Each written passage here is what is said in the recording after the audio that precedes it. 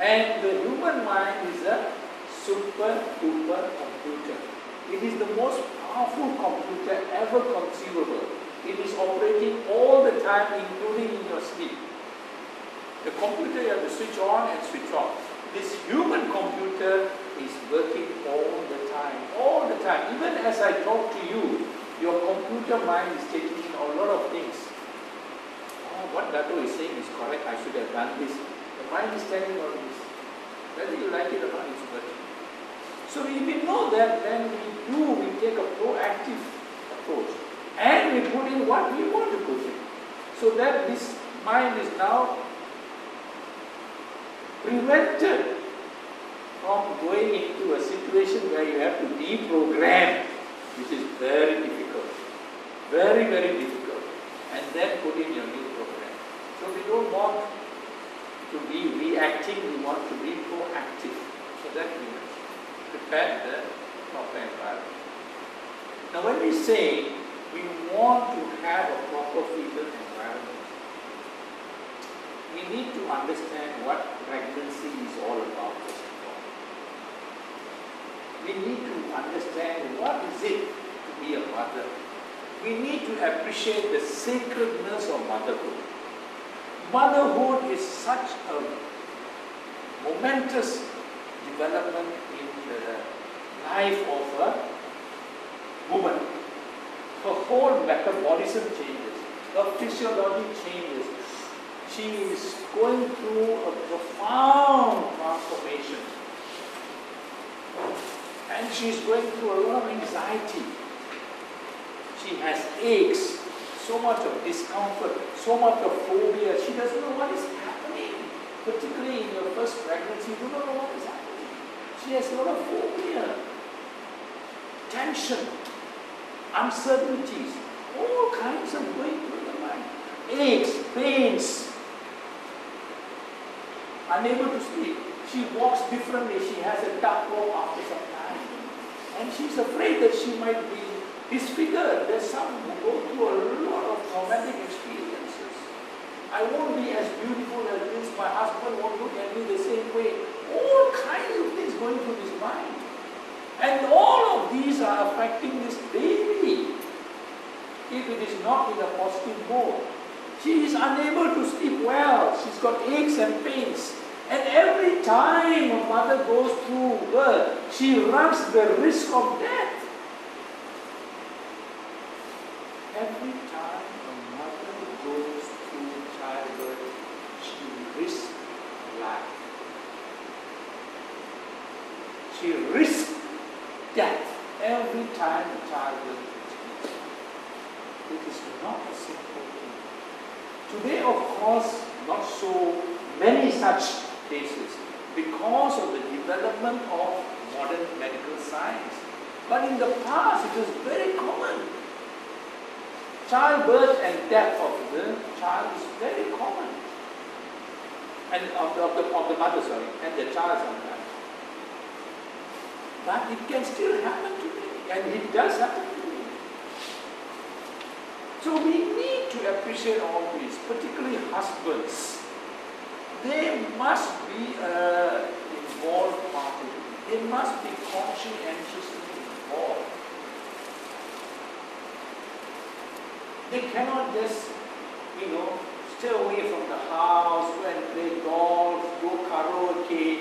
I want husbands to be there during the mealtime, to feed the wife, to massage her limbs, to take care of all her aches and pains, to be there involved. Some of you might be sniggering, I do, this Dato is in some other world. This is not the real world. He is in some other world. Which husband is going to do these things? He is dreaming. This is some other world. We have to teach our husbands to do that. And they will be benefiting from it. Because the child is as much the husband's. It is so important to give total attention to the wife during pregnancy. And it is a 9-month period. So let us understand pregnancy in some greater detail. This is a time where the mother needs to be nourished. She needs not just the physical nourishment. What we normally get is the normal advice on physical nourishment, on enriching your health and things like that. But we need to give spiritual nourishment as well. Very, very important. Because that is the one that is going to make her feel confident, make her feel relaxed. She is tensed all the time. She has stress. She has phobias. She feels tired. She has mood swings. Nothing to do with her, but because of the hormone changes, all these things create a different situation. And if the husband doesn't understand, he reacts in a negative way. It's not going to help her, not going to help the husband. Because he doesn't know all these things. But if we are teaching the children, youngsters, or when they marry, they should know all these things. And they should follow these things.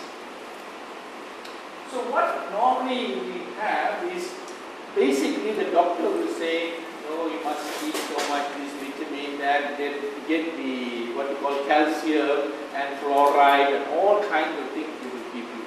Because they're looking at the physical development. You do an ultrasound to see whether the baby has got nice eyes, nice formation, names, all okay. And what do we normally look for? When you have the ultrasound, what do you want to know? First thing you want to know what? Girl or boy? Husband will ask. Huh? Pardon? Husband will ask. Husband will ask. Girl or boy? Mother is as long as. Why do you want to know whether girl or boy? Does it matter? Does it matter? Does it matter? Whether it's a girl or boy? Does it matter? I think they got nothing to ask, so they just ask. No. I think their most care is boy or girl. It is not so much care of how you feel, this big balloon. This is a cultural fixation. Most Asian countries, they want a boy. They want a boy. But they don't understand. They don't understand. It's a cultural thing. They don't understand. It doesn't matter. It doesn't matter whether it's a girl or a boy. Yeah, this is all cultural fix. But I can guarantee you one thing. Okay, I can guarantee you one thing. None of the sons are going to give birth. That I can guarantee you. None of their sons. They don't understand. None of their son is going to give birth. It is the daughter who is going to give birth to another child. We have to give attention to the daughter. None of the sons are going to give birth, I can guarantee you. They can carry the family name, but he's not going to give birth. So we need to understand, the Buddha said, all of us are born of woman. Whether we like it or not. We are all born of woman. If we are born of woman, we must recognize the sacredness of motherhood. Motherhood is a sacred thing. Doesn't matter which mother it is. It is in the Buddhist culture, in many of our traditions, historically. The minute, in many of our traditional Buddhist society, the minute you know somebody is expecting, straight away, particularly women, I must make a dish for her. I must find out what she likes. Because they feel that this is one of the most virtuous things. A wonderful dana you are doing. Because you are giving nourishment to the baby that is yet to be born and taking care of the mother. That culture we must reinforce. It's died already now in the modern world. Modern world, your neighbor giving birth also you do not know. Huh? But my wife, the minute she knows something giving birth, even friend, automatically. Because that is already in the psyche. Grew up like that. It's part of their thinking process. And it is the great thing. They are so happy to do it.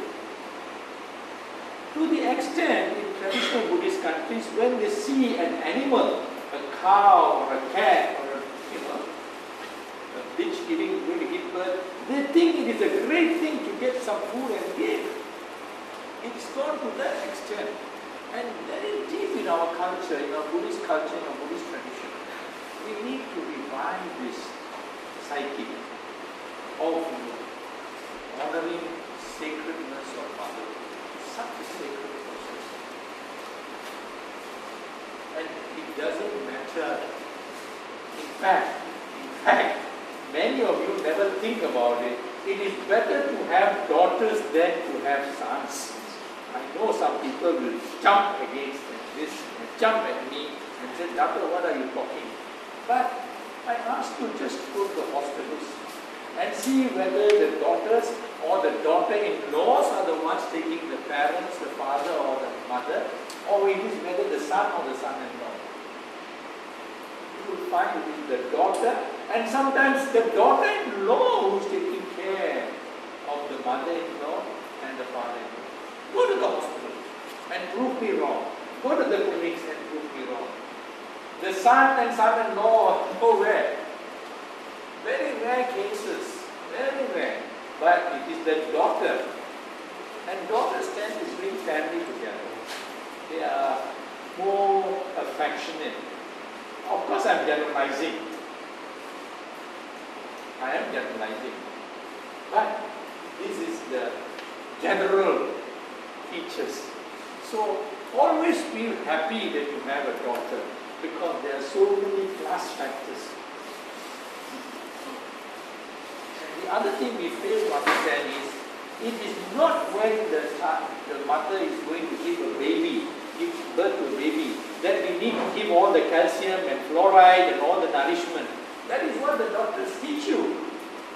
You have to make this baby girl healthy from day one. Because the fluoride you give just before pregnancy is not going to work.